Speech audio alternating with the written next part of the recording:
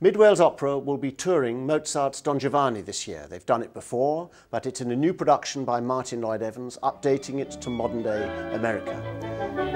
In Chicago 640, in Hawaii 230, 100 in Maine, only 90 in Jersey, what in Las Vegas? In Las Vegas 1003, 1003, 1003. It is really one of the most relevant operas in the whole canon of opera.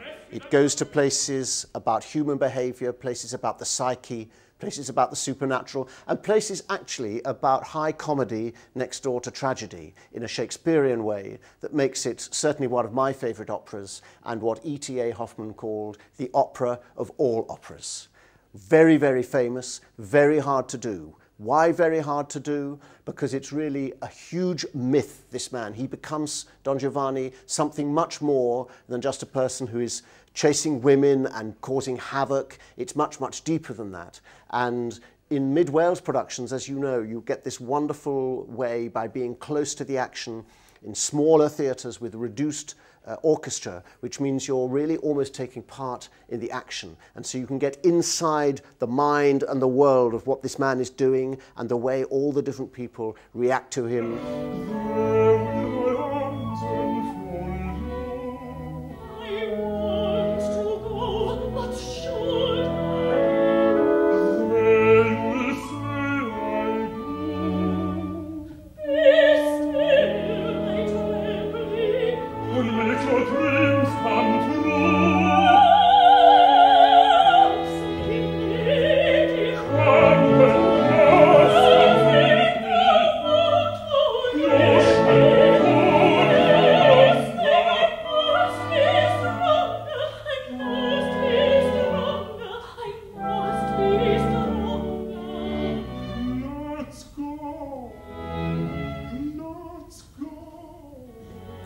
The story of Don Giovanni, Don Juan, however you want to, whichever language you want to put it in, had been around actually for centuries before Mozart and his wonderful librettist Lorenzo da Ponte got hold of it. It was a myth really for centuries. It was played as street theatre, as pantomime, that famous Italian Commedia dell'arte. Leporello, his manservant, was often played as Punch. And in fact, there was a series of funny escapades.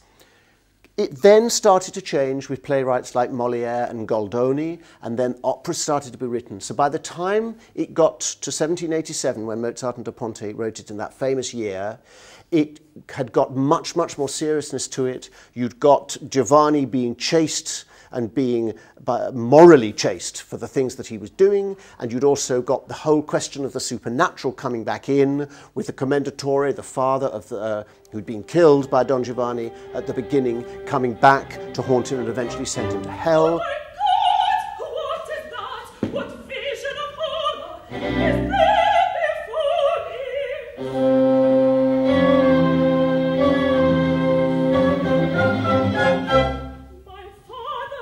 It's my father, oh, dearest father.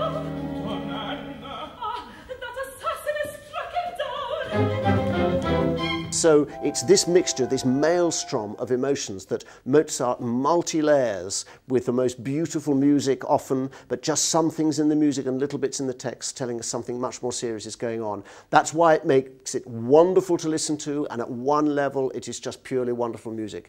But at many, many more levels it goes deep and deep and deep and really makes you come out of the theatre really thinking about the questions of guilt, good and evil, what really is funny. What is funny for one person is obviously often terribly tragic for somebody else, but we do have a capacity to laugh, and it makes you really think about what the afterlife is about. That, I think, is why Hoffmann called it the opera of all operas, why it is one of those operas that speaks right through to absolutely everybody, whilst actually giving you a damn good time. And there's a lot of romping going on, there's a lot of wonderful scenes, there's breathtaking, mouth-watering music, and I hope that our intimate, warm production with a fabulous young cast of the best in Britain and beyond we are really blessed with a fabulous cast for this production. I think it makes it a must-see for everybody.